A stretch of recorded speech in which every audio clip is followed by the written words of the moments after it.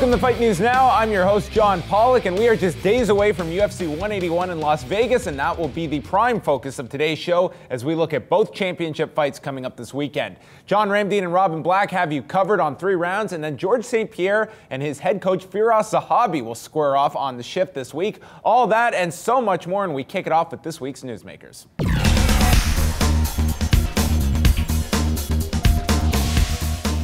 March 15th of this year featured many people's choice for Fight of the Year as Johnny Hendricks narrowly defeated Robbie Lawler to become the new welterweight champion at UFC 171. This Saturday, Hendricks defends the title for the first time with a familiar foe in Lawler, who has put together back-to-back wins to earn the rematch and the chance to become UFC champion on Saturday night. Robbie Lawler, Johnny Hendricks, 5th and final round for the UFC welterweight championship of the world.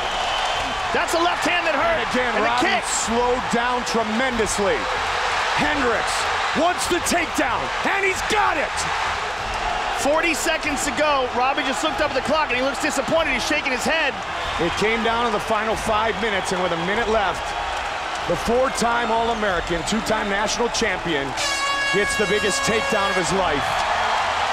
That takedown would give Johnny Hendricks the 5th round, the unanimous judge's decision, as well as the welterweight title he failed to take away from GSP in the 5th round of their fight at UFC 167. He hit me with some hard shots, and I knew that I had to come back the 5th round. I knew that that was my round that I lost last time, and if I would have went out there and fought like I did today, maybe the belt would have been mine before this. With the welterweight title now firmly in his grasp, Big Rig would schedule surgery to repair a torn bicep muscle he suffered 2 weeks before UFC 171, putting him on the shelf for an extended period. In the champion's absence, Ruthless went right back to work, taking a fight against Jake Ellenberger just over 2 months removed from his war with Hendricks. Lawler would dominate the juggernaut, scoring a TKO late in the 3rd round. The 32-year-old would then face red-hot Matt Brown in his 3rd fight in 5 months, in the main event on Fox no less. In another epic war, the American top team student would end the Immortals' win streak and set himself up for another shot at Hendricks. I'm very excited. I want to get back to work and go after Hendricks. He's nursing some injuries, but I'm going to be the one waiting for him. That's nice. Lawler has closed the odds gap significantly with his last 2 performances. However, some have pointed to Hendricks' bicep injury going into their first bout as the reason it was so close. Can Hendricks beat Lawler again and send him into welterweight purgatory? Or will Ruthless smash Big Rig and finally claim UFC gold? Hendricks walked into their last fight with a torn biceps muscle and then suffered a fractured shin during the fight with Lawler. This time around, we presume it will be a much healthier Hendricks, but it's been Lawler who has kept busy since the last fight. We'll now ask our panel of pros who they are picking in this welterweight title rematch. Obviously, it was a very close first fight, and you throw the fact that the momentum that Lawler has. He's just getting better and just winning dominantly. He's laughing at the people in front of him.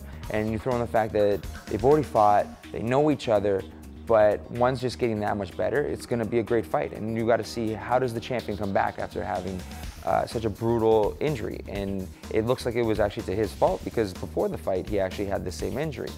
So even though that is a negative, I would say that he would risk things and all that. It's also a positive that he is willing to take those risks, willing to push all this, because he only wants one thing: to be champion. You never know, when you come off an injury like that, you don't know. Was training camp hell? Was it working well? Was the layoff, did he get a lot of cage rest, Who knows? So many answered questions. I haven't seen them in practice. I think practice will tell us a lot of what can happen in the fight. I don't think we've got a good look at that, so it's anybody's game. Lawler looked very good recently. Hendricks comes with the same power, the same bounce he had when he fought me, Condit, Kaufman, and all those guys. I believe he's gonna win because he's got an edge in the wrestling department. When you got that edge, you can control the fight. But I don't know if he lost it forever or something happened. But I believe he has the tools to win Hendricks. But I can make a mistake because these guys they hit very hard, so it could go either way. I say Lawler this time because it was his to lose in that fight, and he lost it, ironically, the same way that George won it. So the parallels are kind of ironic. Maybe more Alanis Morissette ironic, but still the point still stands. I think that Lawler has just the momentum and just so much cage time in there. He has so much time that he's just been putting at it, and it's so obvious that he just wants to be champion. He smiles when he gets punched in the face, and he's gonna smile when he punches Hendricks in the face. The lightweight championship will also be defended at UFC 181 as Anthony Pettis will finally return to the octagon for the first time since winning the gold at UFC 164 in August of 2013. Pettis meets his fellow Ultimate Fighter coach, Gilbert Melendez, who hasn't fought himself since October of last year when he defeated Diego Sanchez at UFC 166. We'll now take a closer look at this title fight. When Anthony Pettis and Gilbert Melendez enter the octagon on Saturday night, it will finally end the longest current inactive streak of any of the UFC's champions. And while it seems like this matchup has been a long time coming, it wasn't the fight Showtime had on his mind after claiming the title at UFC 164. Joe Silva told me make his job easier. Jose Aldo, we got some unfinished business. My belt or your belt? At that point, Melendez seemed like a long shot to face the champion next, having lost to Benson Henderson just 5 months earlier. But the Scrap Pack leader would not give up so easily. Less than 1 month after Showtime's title victory, El Nino put on a Fight of the Year candidate with Diego Sanchez. And when negotiations on a contract extension went south, scrapping a potential matchup with Khabib Nurmagomedov, Melendez accepted an offer from Bellator to join the rival company. However, due to the same matching clause that kept Eddie Alvarez in Bellator, the UFC matched their rival's offer, handing Melendez his coveted title shot, as well as a coaching slot on the first ever Ultimate Fighter to crown a champion. In the cage, these two have very different styles. While both are incredibly well-rounded, Pettis has the kind of flashy striking and slick jiu-jitsu that make his nickname one of the most appropriate in the game. And if he finds a home for his devastating body kick, And he got him again. He's down. He's down. He's down. Gonna finish. That's it. It's all over. this one could be over early. Melendez, on the other hand, has the kind of brawling meat and potatoes style that can be the perfect foil for a fighter like Pettis. It's a dogfight right here. It certainly is. What a brawl. What a brawl. If Melendez can get on top of the champion and start raining down elbows, he could easily walk away with the title. Can Pettis defend his title and become a true champion?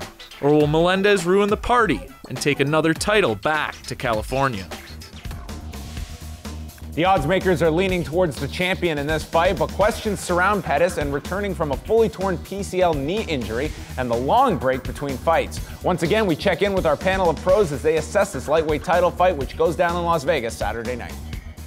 Melendez and Pettis has everything, every potential of just being a good old scrap. I actually been talking to Pettis about going and helping him train for that fight. So if I go and help him train and really get that wrestling, because Gilbert Melendez is a boxer wrestler, that's what I like to do. So if I go out there and help him, I'll say that Pettis will win the fight.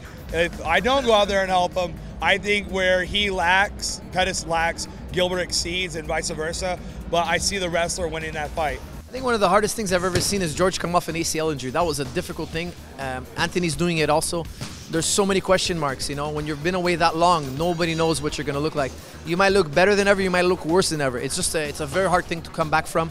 And we've seen it in football. Some guys get ACL injuries, it cripples them, and some guys get ACL injuries, come back like it never happened. It's too hard to predict. Nobody knows. Well, you got to give the respect to the champ, Anthony Pettis, but I feel like Melendez will take it to him, and it should be a hell of a fight, and I'd like to see Melendez win. Gilbert Melendez, he has a striking ability, he has a wrestling background and jiu-jitsu background, but you know, Anthony Pettis, he's strong in both areas, standing up and he's a tricky kind of guy, and so he's good in both areas, jiu-jitsu and stand-up. So it's a toss-up. It's kind of hard, but you know, I'm shooting for my boy Gilbert to take the win. One's a little bit more technical with flying this, flying that, but then you throw in the fact that Melendez has some good boxing and just wants to move around and just punch him in the head. You can't do that with him because he's going to pick him apart in many different ways with a flying knee hook thing. And I'm here with John Ramdeen. And John, do you realize within the span of 72 hours, we are going to take in UFC 181 with 2 title fights and the series finale of Sons of Anarchy? No, say it isn't so. 3 days? I don't know if my mind can take it all. And just the idea of ruthless Robbie Lawler, he could be the next UFC welterweight champion, in my opinion, one of the most exciting fighters in the history of the sport. But will he be able to steal the show, considering there are so many exciting fighters on this card? I'd like to say yes, but there's so many. Top-tier talent, it's ridiculous. And most pay-per-views, you get a Fight of the Year rematch. That would be sufficient. Yeah. 2 title fights on this card, I think, to the UFC's credit, really beefing up this pay-per-view, and they will be chatting about all of it on 3 rounds. It's John Ramdeen and Robin Black. Maybe they'll chat the final ride as well, coming up when Fight News Now continues.